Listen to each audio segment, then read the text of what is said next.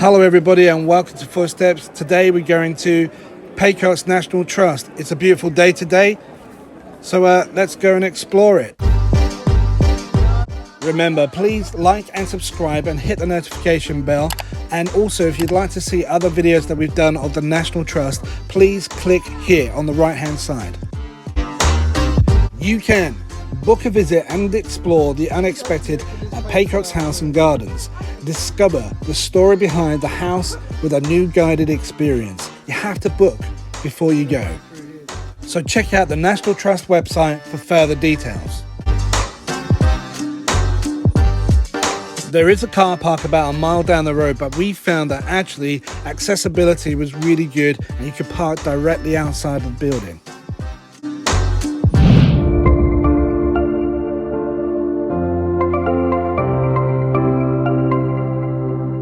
So what's it all about? Paycocke is not a typical Tudor cloth merchant's house. Built for Thomas Paycocke in 1509 as part of the family business, there is evidence throughout the whole house that he has experimented with architecture and trying to make a statement. The house has gone through many changes and was heavily restored between 1904 and 1920 by Noel Buxton MP. But we're going to find out a little bit more because we got a guided tour today. What's your name? Hi, I'm Kirsten from the National Trust. Thank you very much. So Kirsten's going to be our guide today at the National Trust, and she's going to be revealing the history and the people who have lived here in Paycocke's house. And this part of the house was built in 1509 by Thomas Paycocke. So he inherited this land from his father John Paycocke in 1506, and then 3 years later he built this. So Thomas Paycocke was a cloth merchant. So all these pieces of cloth that you see on the walls with all the information on, they're examples of the kind of cloth that Thomas Paycocke would make. And it became very famous because of its high quality, and it was called Coggeshall white, because we are in Coggeshall. This would have been his showroom. So he would have had lots of examples of his cloth on display in this room. So he would have brought clients through the front door into this room, and it would have all looked beautiful.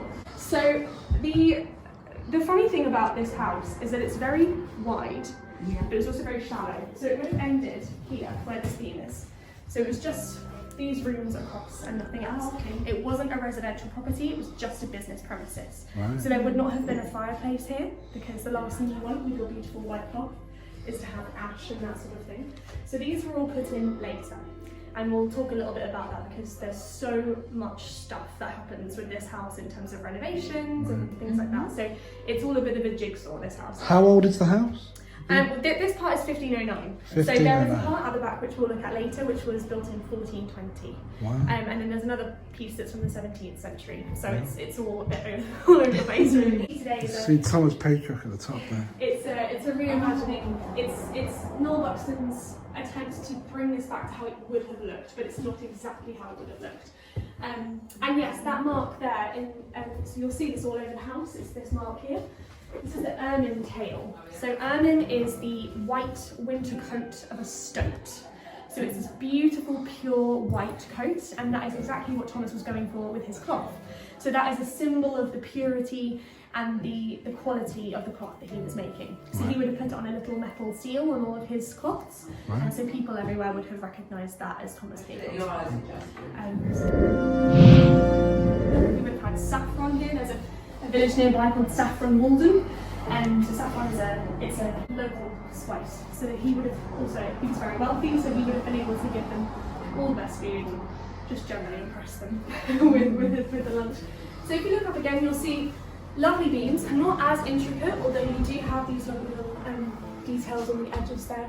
But again, you'll see the nail holes from where there was actually a false ceiling put in here. So they boarded up the ceiling as well as the walls. Now my favourite part of this room are these marks here. Do you have any idea what caused the marks? Well, these marks here? Yes, these black marks. That looks like burned marks. Yes. So originally they were thought to be accidental, a candle left unattended, that sort of thing. But they're actually... Ah, very interesting. But if you want to find out what those marks are, please come and visit Paycocke's house yourself and find out more. So clearly it works. Yeah, so I think that's everything in this room.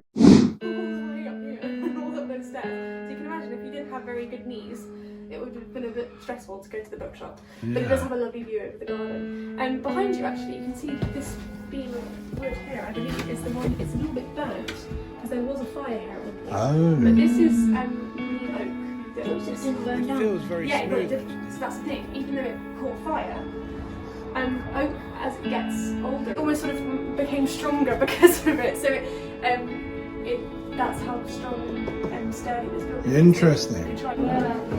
Carefully coming down this steps. Oh, exclusive staircase for us. Regular, like, super. Come and have a look at this lovely house. Ooh, look at this. It's beautiful. So yeah, we've set this up as an office. We believe this may have been where, so as I said, the great There you hall can was see the Thomas's showroom. name above the beam on the And fireplace once there. you've seen everything in there and you've been sold all this lovely cloth, you'd come in here to seal the deal and you'd sign all the papers in here. So what you see on the walls, it's linen fold panelling. So we get that these panels are from the correct time period, but they weren't here originally. They've been put on sort of after the fact. So they are very old, but they've come from somewhere else and they've been put on. There's Paycocke over that side, and then you've got the merchant's mark in the middle. So again, you've got the telltale signs. And as you can see, you know, it's all been sort of squished in. They're not redeemed. Ah, well, so what, they're all facing that way, and that little monkey over there's not. So maybe that's, in this scenario, he's the... So this is a monkey. Well, I think maybe it's It looks like a dog. I know, it's really hard to tell what anything is. I mean, And this is obviously the crest, is it? yeah, that's his merchant's mark there in the That's his middle, mark. yeah. And what are these things here? I mean, that to me looks like a bush baby, but it's got a weird body. A bush baby. Where's that from then? Is that Australia? I don't think it is. I don't think they would have known it existed. But... And then you have the Paycockes at the back here. If you look up at the ceiling, it's all these beams, which are nice. You know, they're nicely done. Not as intricate as the other room, but they're nice. And then you get these ones. It's different there than it is over here. Yeah, so the cart would have been a bit of a passageway. So the carts would have had it's a bit like having the road and the pavement bit. So they'll come through here all the way down. Yeah, and then out through there. Oh right. So there would have been a full panelling here. Oh, that is nice. So we believe this came from Coggeshall Abbey. So with the dissolution of the monasteries, thanks to Henry VIII, Coggeshall Abbey was destroyed, and lots of local people and businesses basically took pieces of the abbey and put them in their homes. So you'll find a lot of houses in Coggeshall have bits and pieces, I think, from the abbey. Did you say Westminster Abbey? That's Coggeshall Abbey. Oh, Yeah, so we had an abbey here. It was, 1590s. 1590s. So the Paycockes died out in 1585. So after the Paycockes were all gone, so it was probably the Buxtons who put the fireplaces in. That would make sense, I think, in terms of the timeline. So they've got the things, and they've also got the... Yeah, so they would have put this fireplace in, and then they've obviously found this wherever this was. It was somewhere else in the house. Got no idea, because obviously the house has been messed around with by so many other people. But they've obviously thought that would make a great beam to go over the fireplace, especially with these sort of superstitious. Not only was Thomas wealthy, but his soon-to-be wife, Margaret Harold, also came from a rich family. Their initials are carved into the wooden beams of the Paycockes, and they can still be seen to this very day. Sadly, Margaret died before producing an heir, and Thomas remarried a lady called Anne Cotton, with whom he had a baby daughter. Because she was a girl, Thomas's daughter could not inherit the house on her father's death in 1518. The staff at the National Trust at Paycocke House have an in-depth knowledge and understanding of the history of Paycocke House and the people who lived there over 400 years ago. But not only that, they have lots of little stories and intrigues and fascinations and discoveries that you can explore with them when you go and visit there yourself.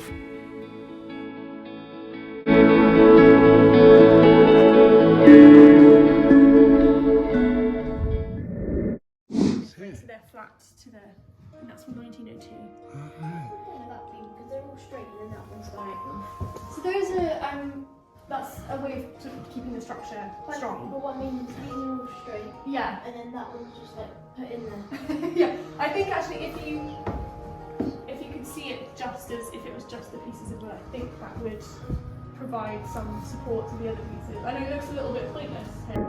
The Buxtons came from Sudbury and were also cloth merchants. Born in 1672, Isaac Buxton had 6 children and was a deeply religious man. Although he was a staunch nonconformist, various sons of Isaac lived in the house, but his son Charles, an oil merchant who eventually inherited the house, chose to reside in London, renting the Paycockes to a man named Roger Ludgater. Roger later bought the house off the family in 1746.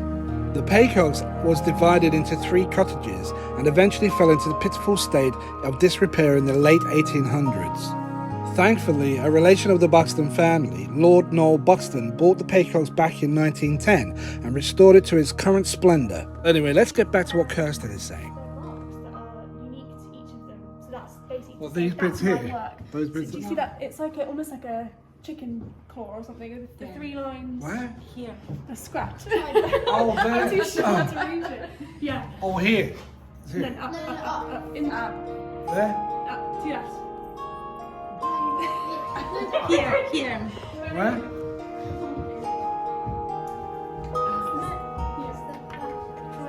Oh yeah, it was right there. I couldn't even see it. Yeah,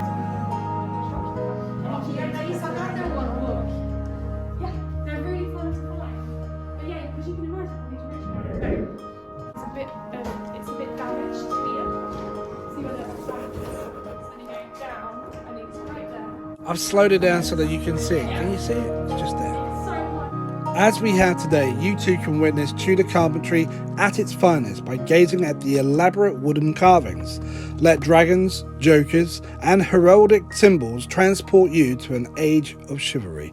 See if you can spot the owner's initials and the mysterious faces overhead. So all this lovely white building that you see here, this has been lime washed.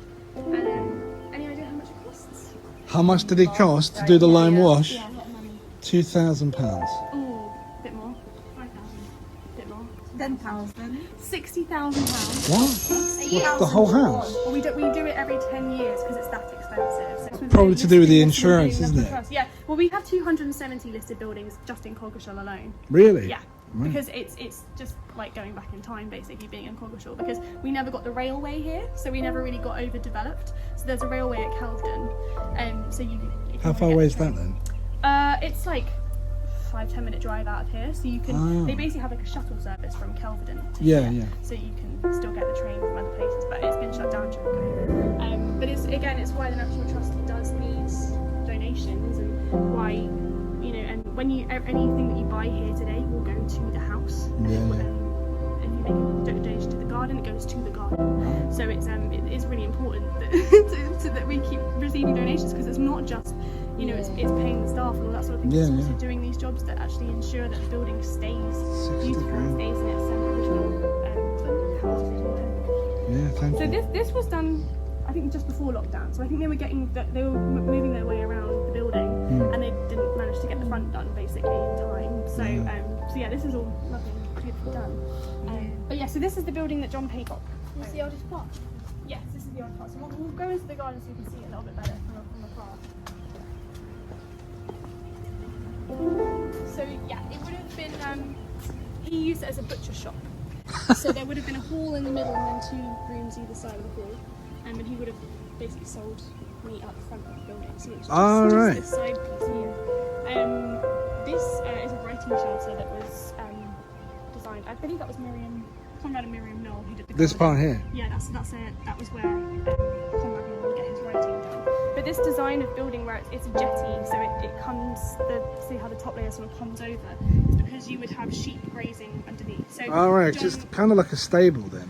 yeah, a little bit, yeah. So John Paycocke was a boucher and a grazier. So he was a butcher and he grazed sheep. So A that's, butcher and a grazier. Yeah, yeah. So he was rich enough actually. She did everything on the assembly line, from producing the meat and then Yeah, yeah. and then But he was rich enough that he could have his sheep graze elsewhere. But the building was designed in a way that he could have had the sheep underneath and the people live above. But we believe that he grazed his sheep elsewhere because he was really very wealthy. And this was his 3rd best property. So it went to Thomas, his 3rd son. I may have seen the White Hart. If you go inside, it's absolutely beautiful. It's really stunning. And we believe that may have been gone to his 1st or 2nd son. But we honestly just have no idea because there's no written records. So I've got a question. So how rich would he have been in today's money? That is a good Do you know how rich he was back then? I'm trying to think of any figures that. No, I mean all we have to go. Would he have been a millionaire back then? Maybe. I mean, Thomas definitely was. He was so well. The fact that he had, you will not see a building this wide in all of Coggeshall. The trade in this village revolved around him basically, and he was selling overseas to Europe. He was famous for his cloth, so he was really very wealthy. He was millionaire. Yeah, he was probably. Got to do a little bit more research into this dude. I think. Yeah. There's some maths involved there, which is not very easy. But yeah, so then this part that's a Dutch mansard roof there. So this is the shop that was added basically. Did you say duck shot? Dutch. It's Dutch. a mansard. Sorry, that's my ears. No, that's okay. Yeah, it's a Dutch style. Yeah. So It looks very Dutch. yeah, we have a lot of in Colchester. We actually have a Dutch quarter because we had a lot of Flemish refugees who were being persecuted by Catholic Spain. So they fled over here. So now in Colchester we have loads of Dutch buildings, mansard roofs. You have the Dutch Quarter, which is a gorgeous part of town. So Elizabeth I allowed them to make their cloth over here, and their cloth standards were really high. They were the best standards of cloth, and we essentially took on their standards, and that's why you get people like Thomas Paycocke and other people in the area making, Coggeshall, Colchester, East Anglia became famous for its cloth because we took on those standards. So that's why you will see a lot of Dutch influence. That's really interesting. Yeah. We have the linen fold that we saw in the panel room, so it's all on the doors. This linen fold design is Dutch in origin. So This is all Dutch as well, no? yeah, but so this design came from the Dutch. So it may have been that they went, oh, we like that, and they put it on their body. And it basically tells you, like, if you can't read, because obviously a lot of people can read, it tells you when you go past it, oh, this guy who lives here, he's in the wool trade, he's in the cloth trade, he's got something to do with. Back in the day, there were these entertainers, and they were called mummers. Mummers? mummers, mummers. So they were kind of like jesters, kind of silly performers. So this guy he's pretending to be St. George. Yeah, I can relate to that. So you see this holding something? That's basically snapped off. So there would have been, I believe, it was a pig's bladder or something. He would have had like a weird filled piece of animal inside.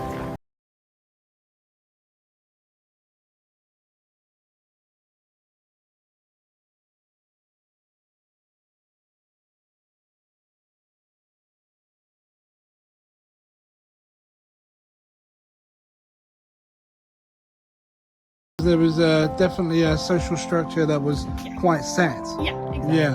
So you wouldn't. But yeah, so here you'll see the door that's all locked in. So that's from where it was split into three. So we've got this door. To show what happened to the third story. No. You see the Tudor roses? Oh, Tudor roses. Where were they? They're all at the Tudor roses.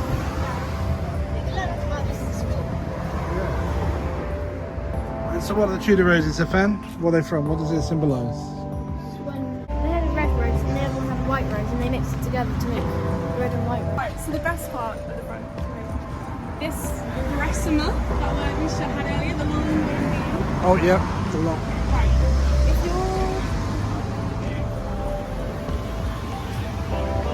you're here, if you go up, can you see there's a man being swallowed by a plant? There's so much weird stuff going on there. There's also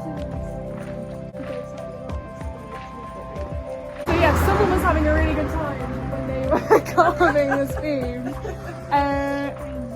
You can also see there's like a pea that's been sort of hidden in sort of like a plant. So yeah, there's a big one in the front of his building. Or was he being messed around with by the people who were I know. And then we've also got, I believe, We really enjoyed Kirsten's tour outside the Paycocke House. However, there are a lot more information that she shared with us that we are not presenting here.